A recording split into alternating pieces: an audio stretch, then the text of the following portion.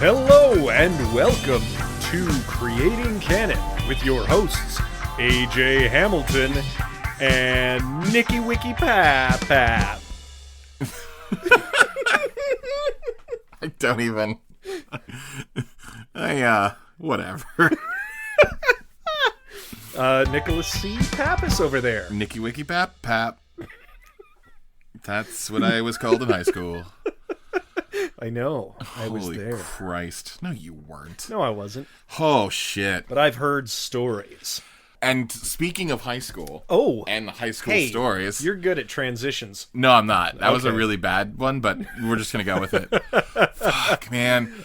So, this week we do a new movie, as we do every week. This movie is not new. It's from 1988. Yes. And it's called Doin Time on Planet Earth. What a hip title. Oh my God. AJ, so this is one of those movies where I love the fact that we're doing this podcast. Yeah. So we can find gems like this. Because this was it was everything I would have wanted when I was a child. Yeah. It makes so much sense that it's a product of the 80s. Yes. Obviously. I was looking at it. I was like, Ferris Bueller, Coneheads, War Games, yeah, a little bit of Matrix. I can see it, that just because all of the those typing. things, I wanted to run this by you. I don't know why I got this sense, but at the very beginning with the interviews, gave me a weird Woody Allen vibe, an Annie Hall type. Talking directly to the camera. Why is this a part of the movie? Totally. Well, it's really weird. So we watched this movie on YouTube. Yes. Because it's not available on DVD. It's not available on Blu-ray. Couldn't find it. This is an old VHS that somebody uploaded to YouTube. Which, thank you. Thank you for whoever did that. Also, I want to make a note on the YouTube channel. The only description that I saw was, "This is a strange movie." That's incredible. All it said underneath more info. That is, they were not wrong. No. I actually, when it got to the interviews, at first I was like, wait, was this not the movie? What is happening? I was really confused for probably a good 45 seconds. Sure. Where I was like, did somebody use the Canon logo at the top of the movie? Yeah. And then just put in their own family home video? I could not understand what the fuck was happening. Both, yes. Look, so to me, I feel like this movie is one of those gems that I would have never discovered if it wasn't for the podcast. Of course. To be clear, it's not a good movie. No. But I loved it. I think everyone is kind of hitting for the fences. Seriously. Oh. Everyone in it knows what they're in. I think so. They absolutely know what they're in. And they're just first of all, mainly Adam West. West. He has always been someone who is so good at tongue-in-cheek. And this is even more subtle. He's playing this more subtle, but understanding how wacky this situation and this movie is. I mean, we should actually just, I was going to say, I should try to tell you the plot. We should try to do that. Yes. But that is, I watched this movie. Yeah. And I still don't know exactly what the plot is. There's barely a conflict in it. Yeah. I mean, there kind of is, but it's like they're all B plots in a better That's right. teenage high school movie. And then it all comes together. Oh, I want to talk about that too. What is this? Yeah. So wait, let's just the please, plot. Give me a plot. Ryan's brother is getting married. Ryan is the best man. Ryan needs a date. But Ryan is a high school loser, and he might be an alien? Wait, what? That's I feel like that's wild. Sums up the plot of the movie as best as we can describe it. Absolutely. So first of all, I feel like I want to talk about just who is this movie for? Because it was the plot was a G-rated movie where there's a kid who is an outcast. And he discovers that he might be an alien through a weird dating website which blew my mind because I was like, wait. This is decades from Tinder. What are you talking about? Well, and on top of that, what's crazy to me is this idea that there's just a bunch of basic questions that he answers at first. Right. And then the questions get progressively weirder, like, can you breathe substances other than oxygen? Right. Do you have an extra vertebrae? Which he does. Yep.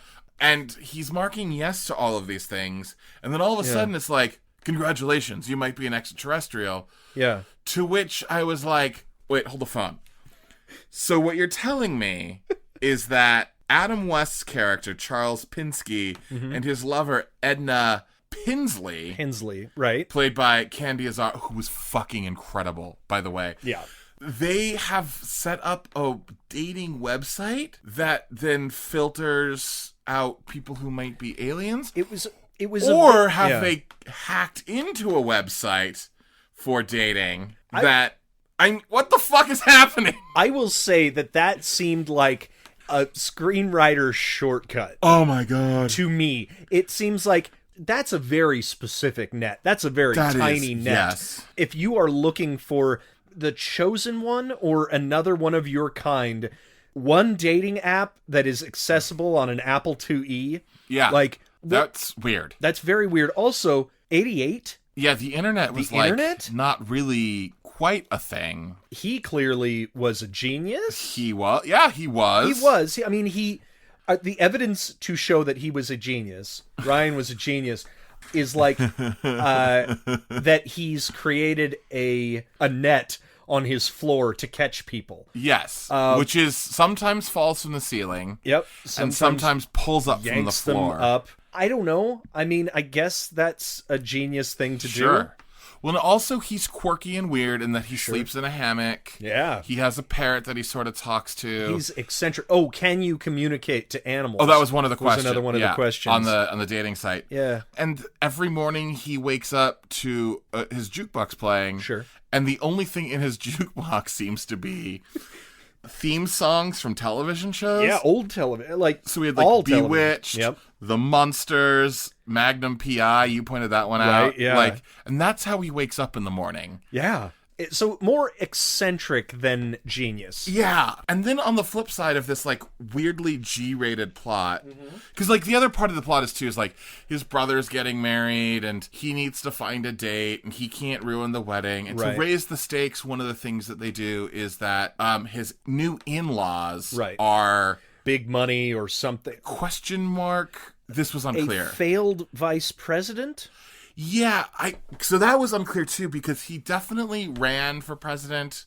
Yeah. Or didn't. And you were asking, we talked about this. And who would they have been? Yeah, and the best because the movie takes place in 88. They talk about Ronnie and Nancy being in office. Right. And Ronnie and Nancy would never do what they were doing. They would fly in on Air Force One and then leave. Sure. And she also mentions at one point very quickly that he, the husband...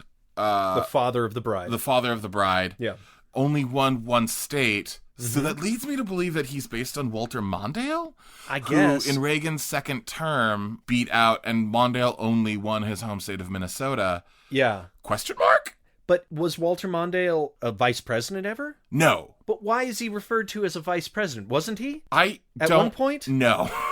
Okay. Yeah. And then I was like, wait, who was Reagan's vice president? And it was Bush Sr. Bush Sr. And I was like, well, they're not going for that either. No. So very confusing. They wouldn't just make them parents of the rich kids at the rich kids camp. You know what I mean? Totally. That archetype, the Caddyshack people. So much easier and clearer. I don't know why they included the political bent of the whole thing. Because he also feels like he seems very Republican in or maybe I should say conservative sure. in everything that he and his wife do. Right. And very rich conservative. And she has that purse dog, you know. Yeah, which we all know all conservatives do. Every single one. Every single one. Yep. Yeah. You heard it here, folks. Yeah. That's how you can tell. So, that's half the movie. Mm-hmm. The other half of the movie is so it's this real G-rated plot. The other half of the movie seems to be this R-rated teen sex comedy where he, meaning the lead, his name is Ryan. Yeah. After he finds out that he might be an alien through this dating website, Adam West shows up and Edna Pinsley shows up, the two characters. They tell him he's an alien. They try to steal his blood. And then they tell him he's the navigator for their spaceship. Right. And they explain that he'll remember everything once he has a traumatic experience that'll explode his brain. Where his DNA packet will explode in his brain. Yeah, that's right. Yeah. This movie is so weirdly quirky with very specific things just to this world that they're in. I just want to list off a couple of them.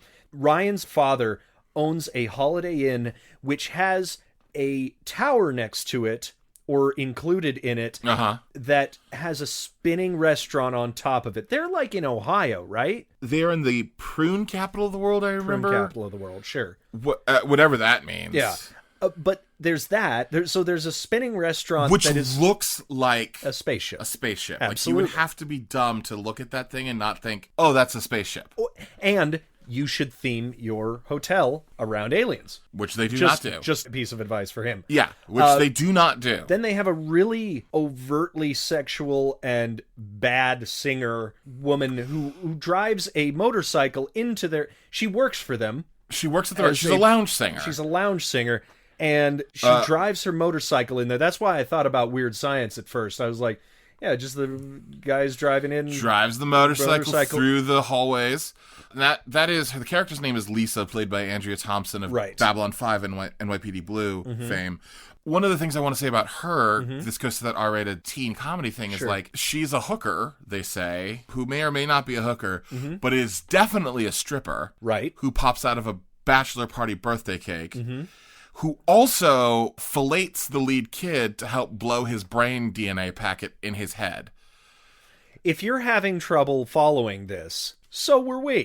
And we watched it. Eyes on the TV. I actually have a note. I just want to say, my final note was, I watched the whole thing. Like, I did that. Because I was shocked that I watched the whole thing. Yeah. And that I did that.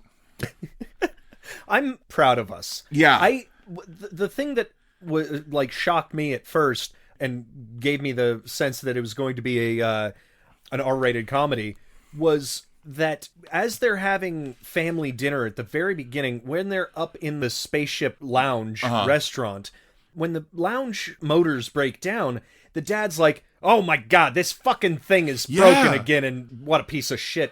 I was like, wow. I didn't even check the rating on this, but I bet you it was like PG-13 at the time. Yeah. Like, honestly, if you never saw a boob in a movie back then, you could say shit all the time. Well, you can say shit all the time in a PG-13 movie today. But they say shit in the Transformers animated movie. That's true, they do. So, I don't know. This was PG. I don't know this was PG? This was PG. See, they didn't care about the words back then. Well, I also think, too, this was like right at that weird time where PG-13 wasn't a rating. Oh, interesting. This might have been at that transition point because Red Dawn was the first... Nope, actually, never mind. I lied.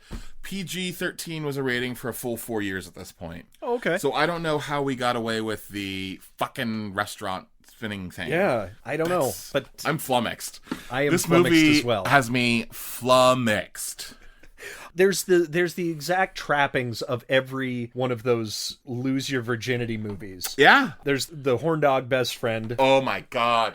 I loved his hat. His boob hat? That was... I wrote down boob. That was like one of the other things that I wrote down was like the kid in the boob hat. And it was funny because I didn't understand why it was in the interviews at the very beginning, but then it's because they're like interviewing everybody after the wedding or something. Yeah. But he was wearing that at the bachelor party, which he wasn't invited. There were a lot of weird things in this movie. One of my favorite moments in this movie, and it was one of those things where I was like, this is...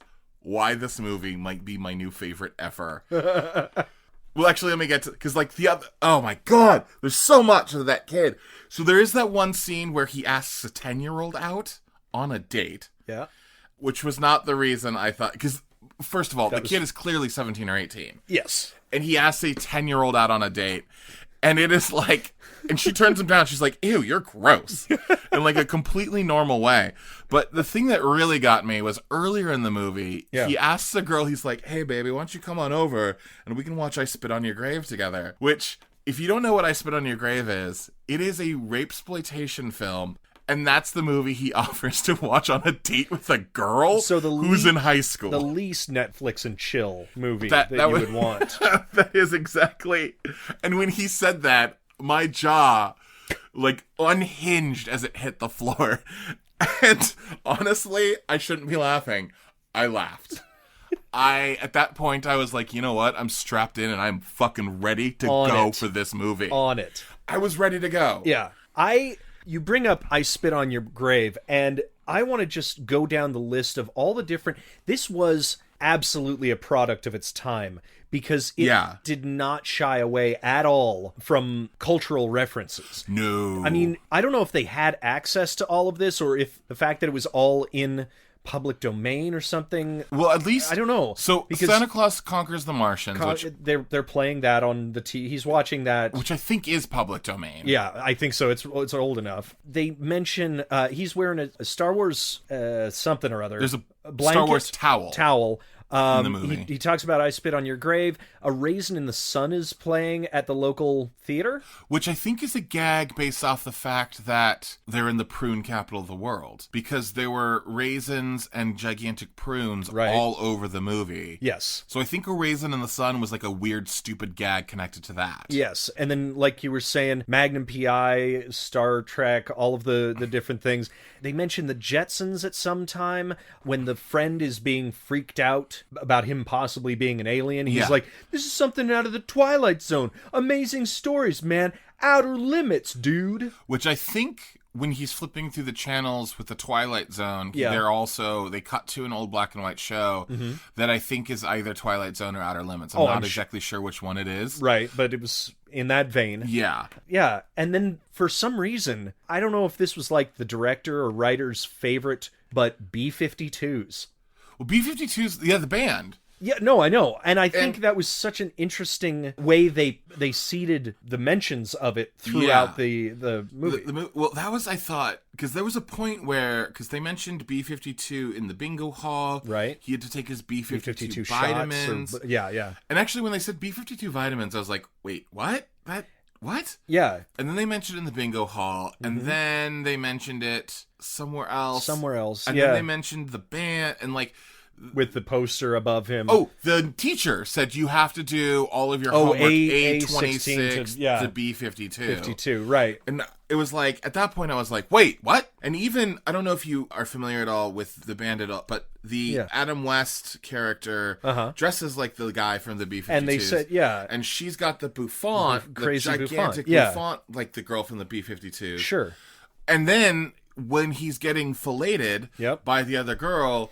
She has a B-52's poster above her bed. Yep. And that's how he realizes he is from the planet B-52. This is a... AJ, I don't... AJ... Okay, so... In all of this, one thing we forgot to mention, he pisses on an old lady in the movie. Yeah, I wanted to get back to that, face. Too.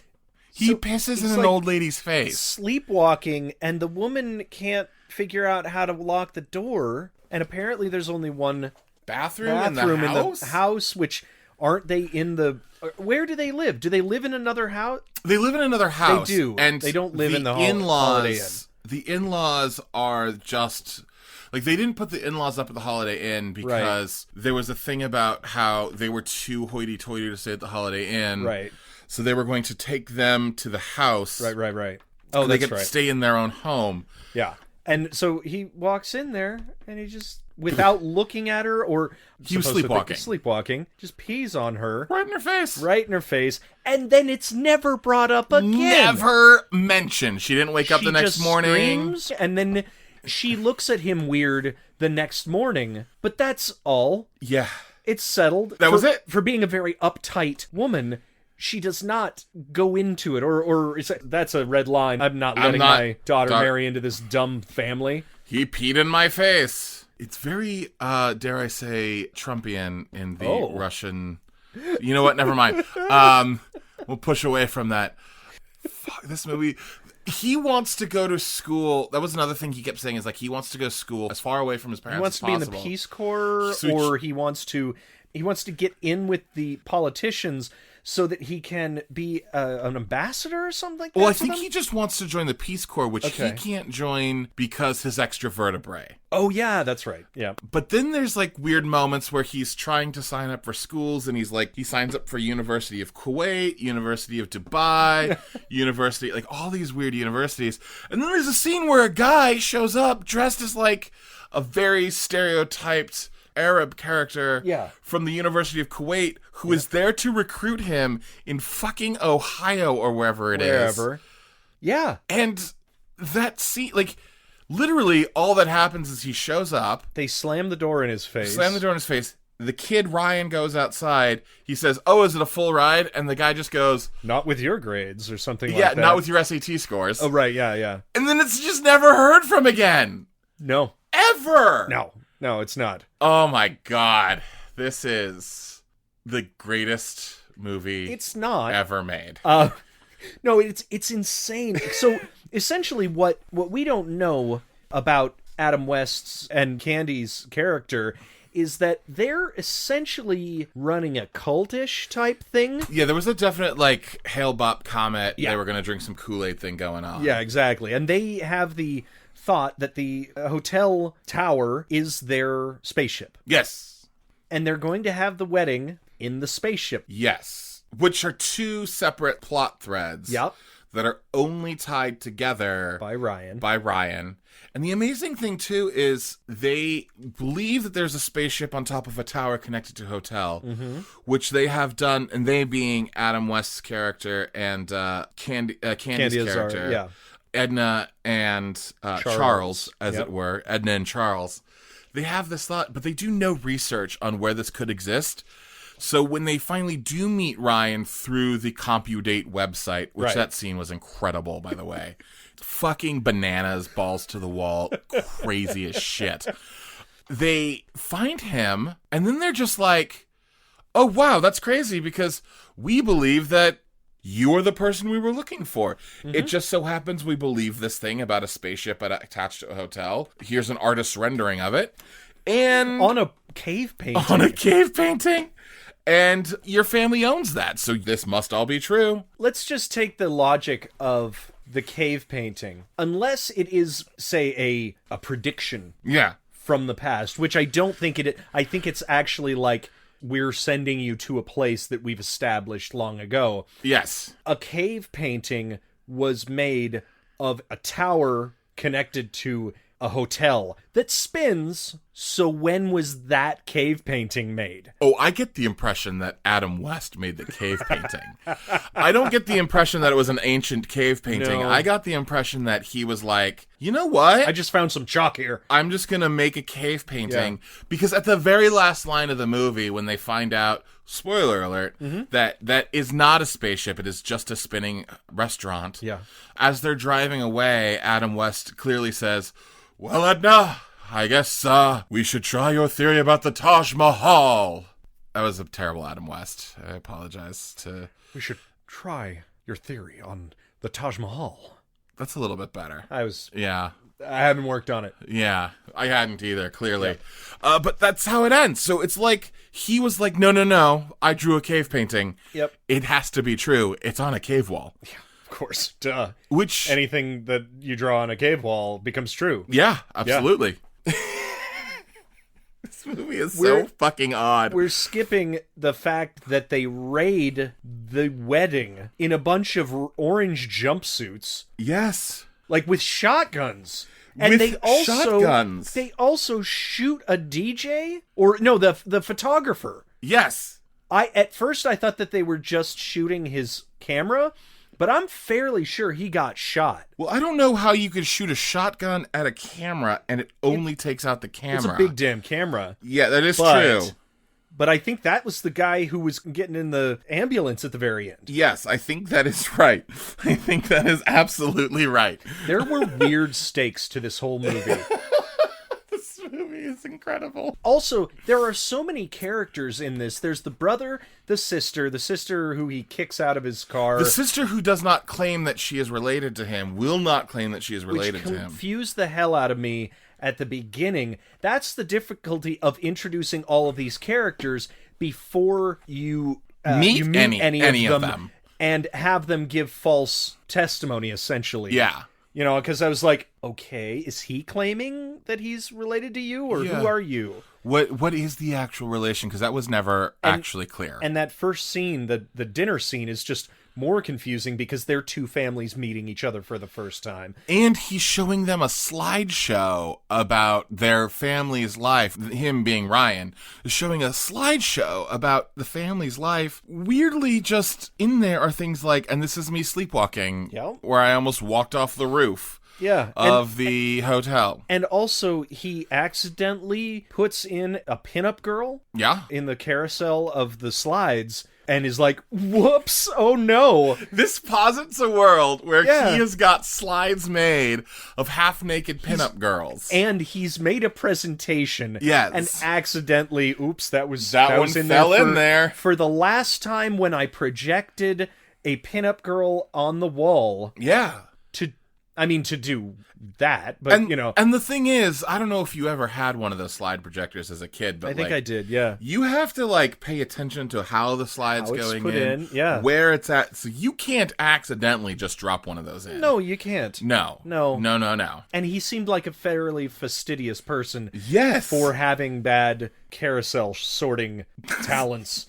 I don't know how you people are still listening to this. Just please go out and find it on YouTube. It's insane. Can we just it kind of made sense. I could literally do a whole podcast. We should just stop the Creating Canon podcast. Agreed. No, and kidding. Just do a podcast called Edna and the Birds. Pinsley. Yeah. Because Edna was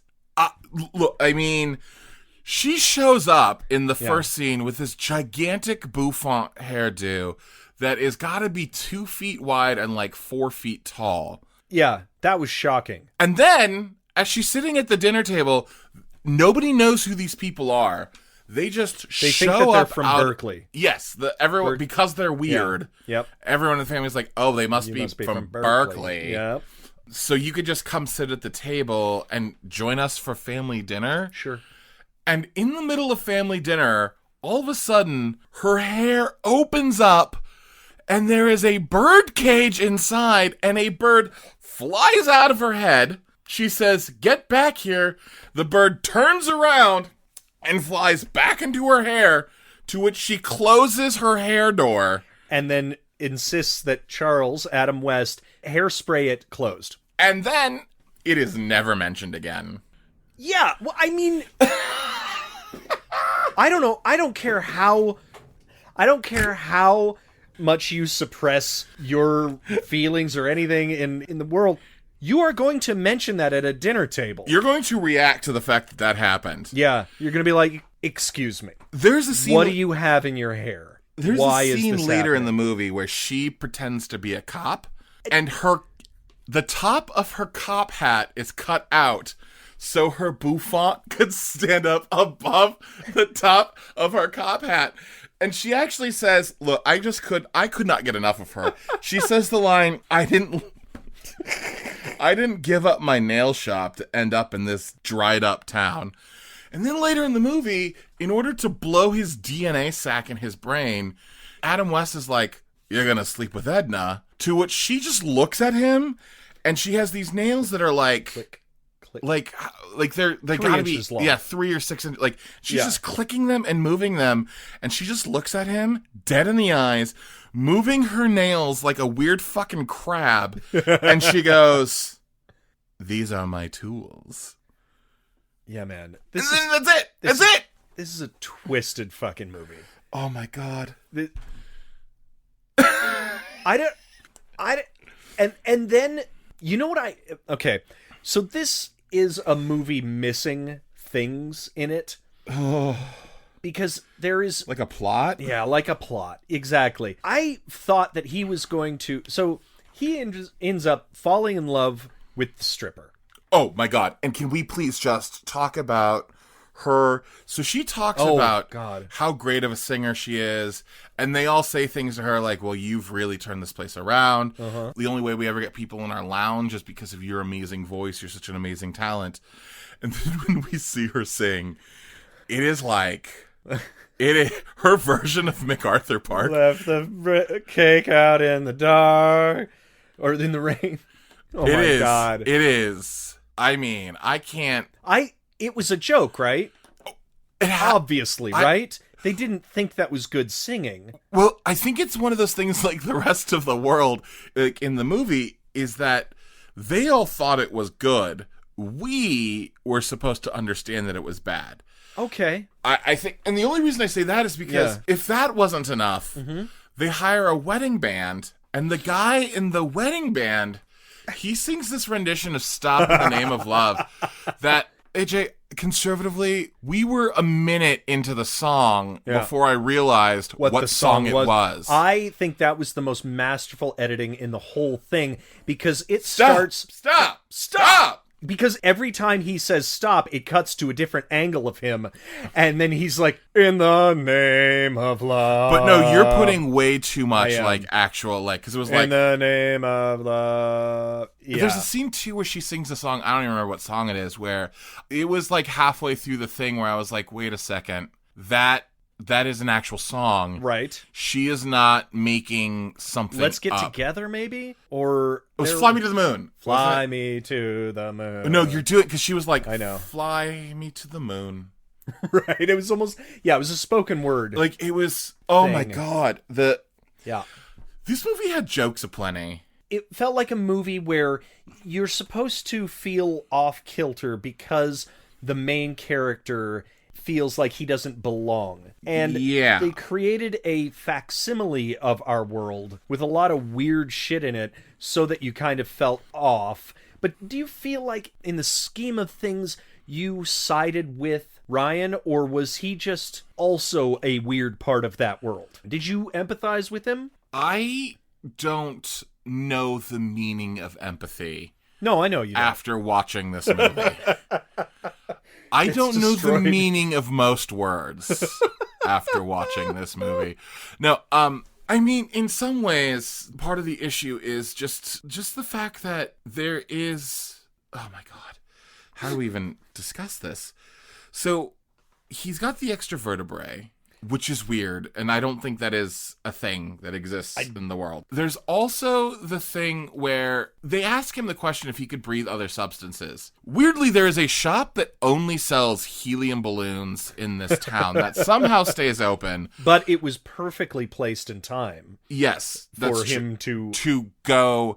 Maureen Stapleton, of course, plays the balloon sales lady. Also, that's a weird thing because the sixth lumbar vertebrae is apparently rare, but it exists.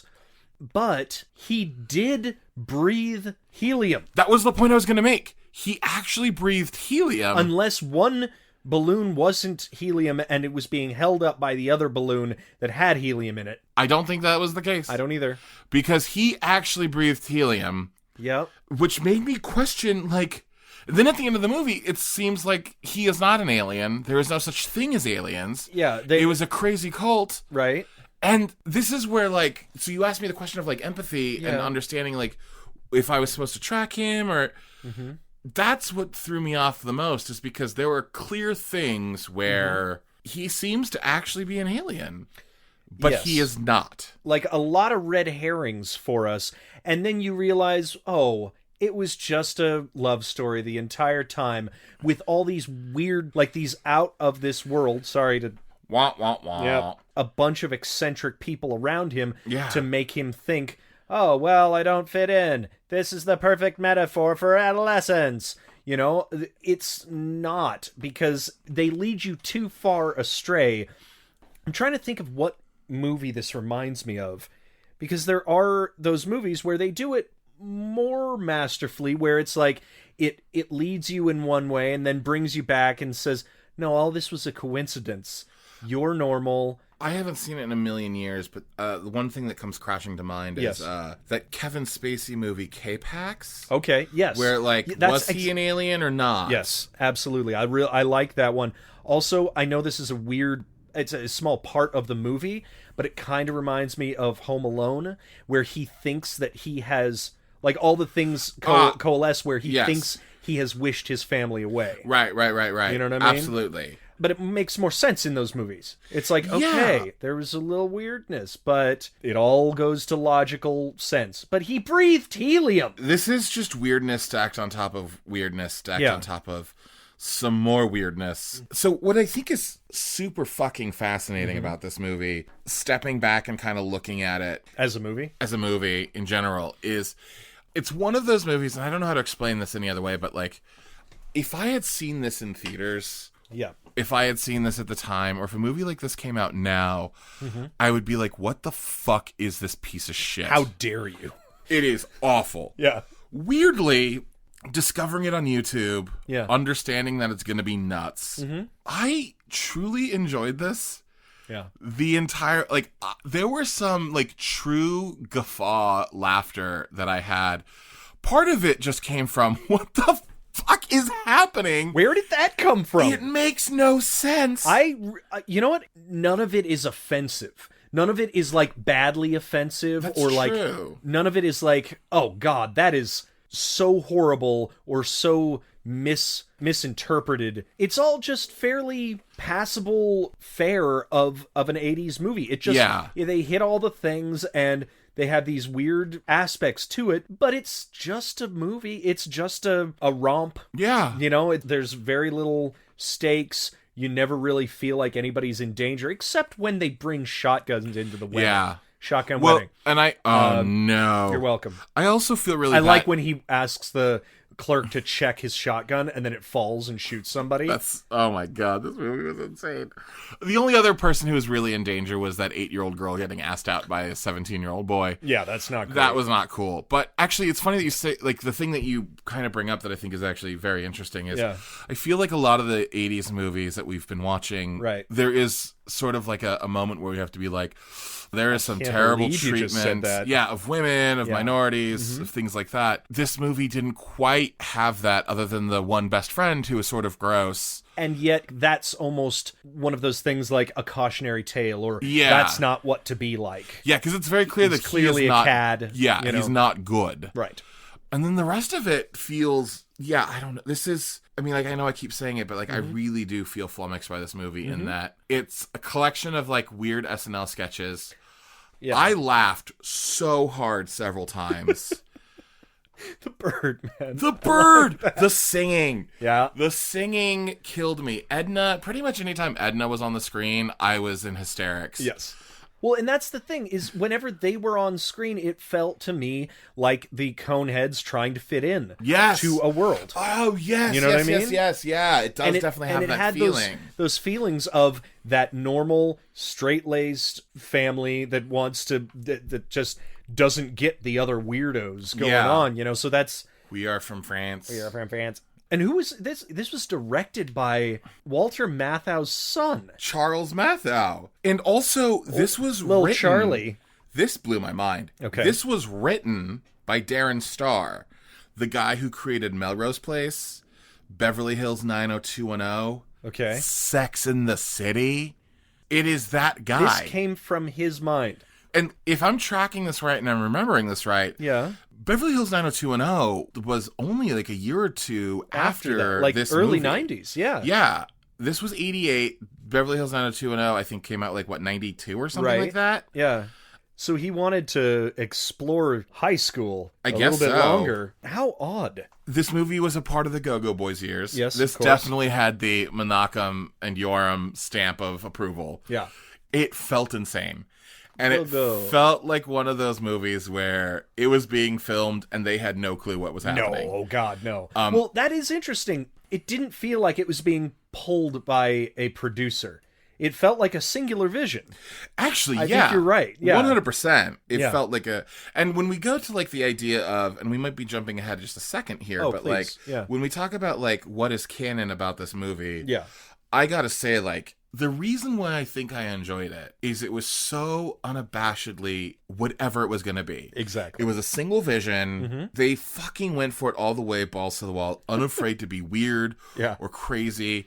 They didn't stop to ask the questions like, does this make sense? Or do all of these puzzle pieces fit? I think that's the biggest thing is, like you're saying, it was a bunch of bits. It was a bunch of odd things, like the bathroom, the woman being peed on, or like because it didn't have ramifications later, right? But it was all it was like you took a box cutter to a bunch of puzzle pieces. You know, one of the things that all fit together eventually. That's how the professionals do it. That's exactly how the professionals do it. You know, it feels also too like if you think of really funny people or like really funny comedians or like think of your funniest friends. It's not like they're funny every single time they talk. Yeah, they'll make 10 jokes and 2 or 3 will land. Oh, I've met you. Yeah, exactly. But you'll think of them as like the funny friend because they make you laugh so hard. Because you forget about the fact that they made 7 jokes that were so stupid or bad that nobody laughed at. Yes. This movie felt like that, where there were jokes aplenty, and I am clearly remembering and laughing at some of the best stuff. Yeah.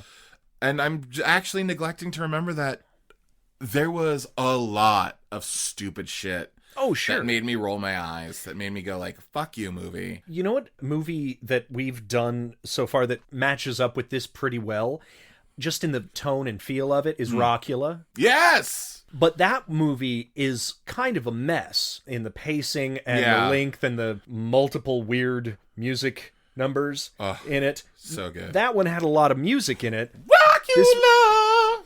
And I want to go back to the music in this one. It felt almost like... Perfect, yes, exactly. No, you look at the end of it and all of the rights that they had to get of all of these songs, and it almost... So many. It looked like, to me, what Suicide Squad looks like. You know? With, like, throw in every single do it. Song that we have the rights to, because it's going to make it better. There's literally one scene in this movie where the father of the groom is walking into the wedding. He's like, Love and marriage. Yeah. I'm hilarious. Also, listen to the pipes on me. And that was it. That was literally pretty much the whole bit. Yeah. And that launched Married with Children. Yeah, seriously. Oh, fuck. I wonder what timing-wise... Yeah. Because I actually had the thought of... Was it late 80s or early 90s? I'm looking it up right now. Because 86? Holy shit. Because one of the things I actually thought of when I heard that song was, oh, there's another TV show opening song. Yeah. Oh my God. And then I was like, nah, that can't be right. But that actually tracks, because Married to Children was 86. Holy shit. This was 88. Wow, man. So technically that could be correct. And also... I just looked it up, and the prune capital of the world, Santa Clara. Oh, that could be Santa Clara Valley. So California, Silicon Valley. Well, I actually was thinking after you had said that, right. I remembered that they did talk about they weren't in Ohio; they were coastal. I didn't even remember that. I only remember that because, see, again, this is one of those things. It was a great bit of like he says to the mother of the bride. He says to her name is Virginia, but we find out her name when he goes, so listen, I want to go to college as far away as I can get from my parents. You know what I mean? Like, Virginia? I'd like to go to Dubai. Where it's like this weird bit where like you think he's saying he wants to go to Virginia. Yeah. But the reality is he wants to go further away than that. Yeah. Sure. This movie... Do you want to make a guess at how much it made at the box office? I'm going to say it's money back, but that's probably too ambitious. So I'll say this. I could not find how much this movie cost to make, but I did find out its box office number. Please tell me. And it made $29,000. Oh. So I don't think it made its money back. I want to know, do you know when it was released? In 88, right? In 88, do you know the date? No. Oh, man, because I want to know what it was up against. Or if it had any more release than, like, the local theater. It came out, I just looked it up, September 16th, 1988. Okay. Oh, Vampire's Kiss was that year. Vampire's Kiss. September 23rd. Dead Ringers. Earth Girls Are Easy. Holy shit. This came out oh my God. within weeks of Earth Girls Are Easy? Jim Carrey, Damon Wayans, and Jeff Goldblum. That is... As aliens on planet Earth. Was that like an asylum money grab? Maybe. Like, I mean, I wouldn't put it past... Maybe people are gonna... It's got Earth in the title. Doing Time on Planet Earth. Earth Girls Are Easy. Holy crap, Oh man. my God. AJ, did they... Doing Time on Planet Earth Girls Are Easy. Can we make a supercut? Mashup! Oh my Lord. I'm so glad we did that. I am too, because I feel like my head has exploded. Oh my God. The Lair of the White Worm was that year too, like just a few weeks before. Oh, Holy wow. shit. Yeah, no, this is okay. This is So that I feel like Earth Girls Are Easy leaked and they were like, we have to make something like this. We have to make this exact thing right now. Well, I'm going to throw out, because Earth Girls Are Easy was made on September 8th. Yeah. This movie came out on September 16th. If you told me that Golan and Globus went and saw Earth Girls Are Easy on the 8th and demanded that somebody make a version of that movie In 2 weeks? in 2 weeks, and this is what they came up with, I would believe you. I would believe that this movie was made in 8 days. Yeah. Yeah, this movie is much like Planet Earth, which was made in 7 days, infamously. Doing Time on Planet Earth. There's always got to be time for editing. Yeah, well, I think the thing is, Earth is not perfect. Doing Time on Planet Earth is. So that was what that extra day was. So let's talk about what's canon. Like, what can we put in the canon? What can we hold on to? I mean, I already said the thing about just fucking go for it, singular vision. It does not fucking matter. Do you have anything that you want to throw out there? So is there anything that you wanted to add to like the canon? The canon, you know what it is? And maybe this is just the time, but where the ending of a movie seems rushed compared to, like, everything is front loaded and then there's very little resolution to the movie. Yeah, we don't spend... Yeah, it just sort of ends. It just ends. It just drops off, and it's like, and happily ever after. And how many movies have we watched where it's ambulances and people being let out of a building? Yeah. You know what I mean? You know, this might not be a product of the time. Mm-hmm. I think this might, interestingly, be a product of canon. Okay. And the reason I say that is... Just go with me here. Sure. Because oftentimes they only had an idea and they were like, you've got 8 weeks to make a movie. Yeah. That when a script is created, there isn't time to actually make the thing set up and pay off perfectly. You're sort of just going balls, like you're just going. Let's start at the beginning. We just throw everything out there. And then it wraps up in a happy ending. Yeah. And we don't know how we'll get to that later. Well, wait, can we make that pay off more? We could if I had more than 8 days to write a script. The weird thing about this is the B-52 theme through the whole thing was surprisingly, it was like amateur Shyamalan. Yeah. But it was very interesting, like, it was very ham-fisted the way they kept saying B-52, but it kind of paid off. It was a surprising through line that I was like, oh, that's not bad. It totally did. And I think because I actually just was curious, I looked it up, and the B-52s were like, they were making albums, and Rock Lobster was 79. Okay. So they were around. The reason I was looking it up is it almost felt like, because every time they said B-52, it felt like, okay, no, I hear it. That is a thing. That would be like... That'd be like in a modern movie if they were like, you know, and Justin Bieber or like, or like the Backstreet Boys. And if you heard Backstreet Boys, like the first time you hear Backstreet Boys, you're going to be like, did you just... I just heard fucking Backstreet Boys. Right, yeah. This is the same sort of thing with B-52. It's like, it's not a thing that was like tricky. No. Like you hear B-52s, I don't know about you, but I either think the bomber or the band. Yep. And I instantly went to the band because I am more... I love Rock Lobster and Love Shack and everything. And you haven't watched a lot of History Channel. What is that? Yep. Does Canon make History Channel movies? They have canons on the History Channel, but those are from Civil War times. Oh, then never mind. Okay. And it felt like they were trying to be clever, Shyamalaning it, as you kind of called it. Yeah. But it wasn't because it was so obvious. Yeah. And they like punched it each time. It was like, oh, I've got to stop by this bingo room for no good reason. Yeah. And hear them cry out only one number, B-52. Yeah. I also at that point was truly expecting the B-52s to make an show appearance. up. Yeah. As aliens. I would have really... been amazing. If they had just showed up as aliens, yeah. We're gonna go up to our planet. Wait! Spaceship! Rusted! Hey, Fred Schneider, what are you doing? Yeah, no, this was a weird ass movie, and did it pay off for you? How Like so? in the end, did you again, I guess this goes back to, did you care about any of the characters? And at some points when he was like being bullied a little bit, I felt like, oh man, if I had watched this as a teenager in the 80s, or a teenager when I was, well, no, I would have thought this was a dumb movie when I was a teenager. But I was very critical. Critical 14-year-old. But did you feel like you took the ride with Ryan or with any of the characters? Well, there was no... I mean, look... There's not a ride. He gets to punch a bully at one point, and you're like, yeah, that's cool. Well, that's what I was going to say. Is Go like, for you. The only bullying we see is the fact that no girl wants to date him. Right. Which is not bullying. No. And we don't actually see him ask anybody out other than the lead girl. Right. And that's kind of forced singer. into it. He doesn't ask anybody out, and the only person who bullies him is like the jock kind of character in class. Yeah, who kicks his chair. Chair. That's in one scene, and he's like, I can't believe you would do that. Yeah. And then the next time we see him getting bullied, he punches the jock in the face, and then he cuts off a girl's hair. Ponytail. Yeah. Yeah. And, like, he's the bully. Yeah. In that sense.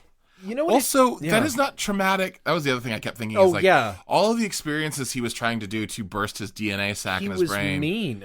He was just being awful. And it wasn't traumatic for him. Right. It was traumatic for the things that he was doing things to. I guess it was like he thought that traumatic meant out of character. Out of character? Yeah. And like the other thing too is like trauma, getting blown in a trailer is not a traumatic, well, I mean, it could be. Yeah, when he said to her, I have to go through a traumatic experience. And she's like, oh yeah, let me suck that dick. Yeah, I was like, did she just take that as a compliment? Yeah. I mean, maybe in the cutscene she bit his penis off. Because that would be, I'm assuming, traumatic. Probably. Yeah.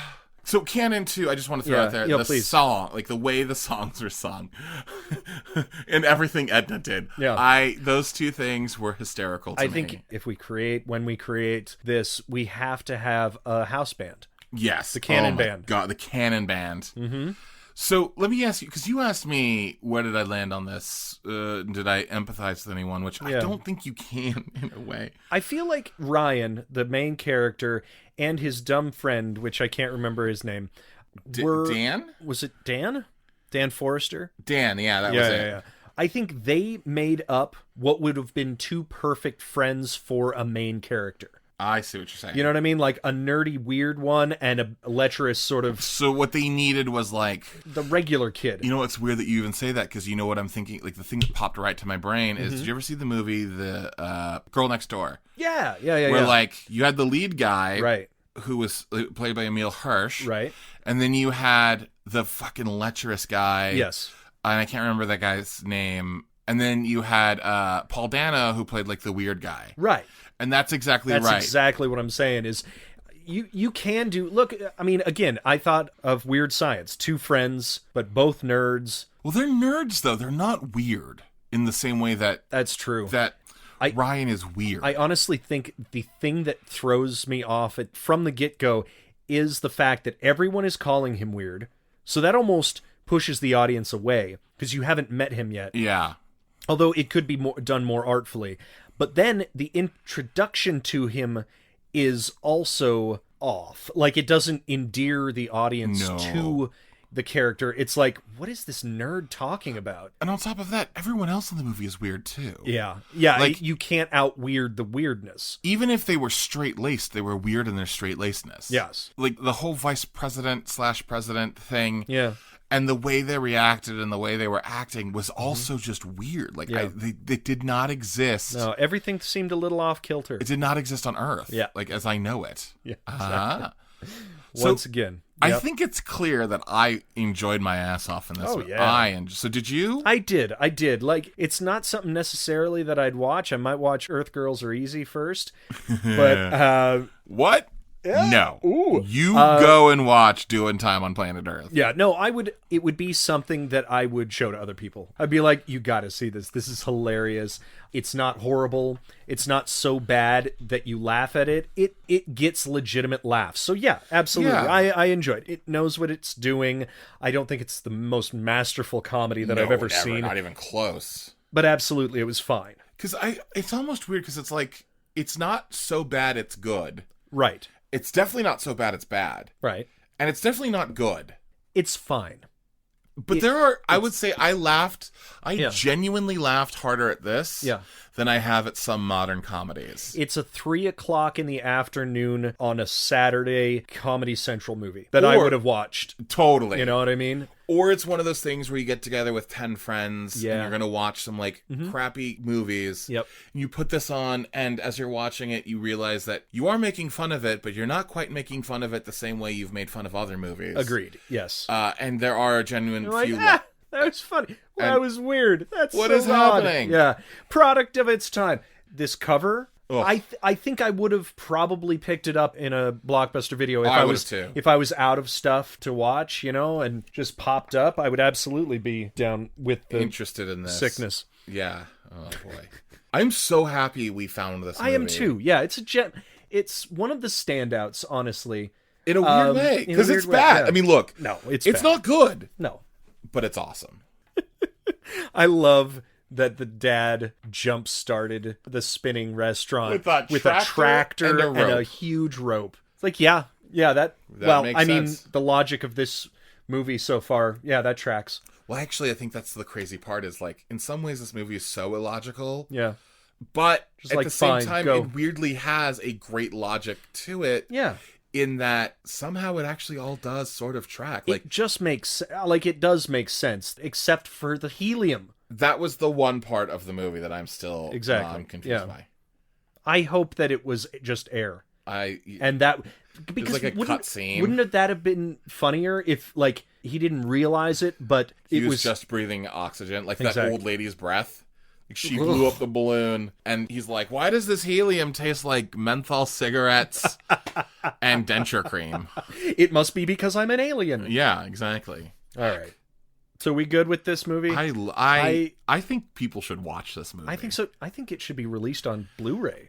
You know what? Everyone would buy it. 100% buy this Blu-ray. You would buy it. And, like, show it to everybody. And they'd be like, that's fine, I've seen it, I'm not going to buy any of the other... And the people in the warehouse are like, we made 10,000 of these! I know. What are we going to do? I would give them as stocking stuffers and Secret Santas. Oh my god. This was amazing. Yeah.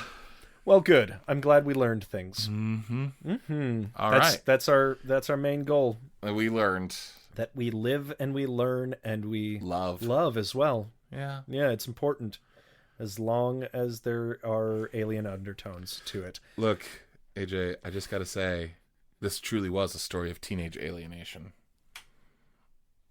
That was the tagline. That wasn't me. That was the tagline of the movie. Yeah, that was alienation. Yeah. Oh, good Lord. It was. All right, Nick, what's next week in the Wayback Machine? In the Wayback Machine, we go way back to 1979. Oh. Before Golden Globus took over the Cannon Group. Okay. We have I already said the year. 1979's Gas Pump Girls. In the vein of like a Porky's or like a Screwballs. Okay. It's one of those, pseudo-teen sex comedies. Right. Getting into hijinks. Mm-hmm. I have a weird love of these movies. Okay. They are so formulaic. They are all the same.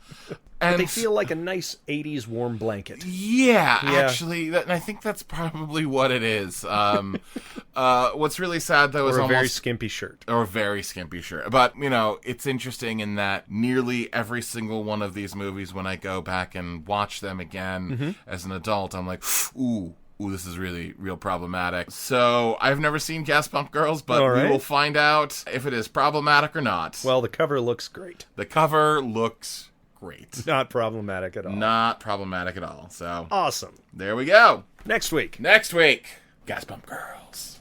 Oh. Hey, everybody, thank you for listening to us babble about a movie for an hour. What? Nothing. I'm just. Don't look at me like that. I thought you were doing great until you stopped. I was. Hey, everybody, thank you for listening. If you want to email us, you can creatingcanon@gmail.com. You can also follow us on Twitter and Instagram and Facebook. We post all of these interesting different things on there. We're all at Creating Canon. And support your local movie theater, the little place that would have probably shown this. Listen, back in the day. You know what? There's no reason this movie should have only made $29,000. No, made a lot more. It's bizarre. And it's your fault. Me? No, not you. The person we're talking to. Yeah, because they did not go back in time and watch this movie. Great job, jerk. Were you even born at that time? AJ, don't alienate the audience. Wow, alienation just happened. Alienation. Oh, I'm sorry, everybody. Please come back next time. What are you even talking about? I don't know, man. This is all going to be cut, we right? We cut it already. This is Holy just shit. Us talking and being friends in the guise of a We're podcast. Friends? No. That's the guys. I'll be there for you. No, that's not how it. That's not even. When you're there for me too. What are you doing? Mission Impossible now? They weren't even friends. Mission Impossible. And as we say every week, good night and good canon.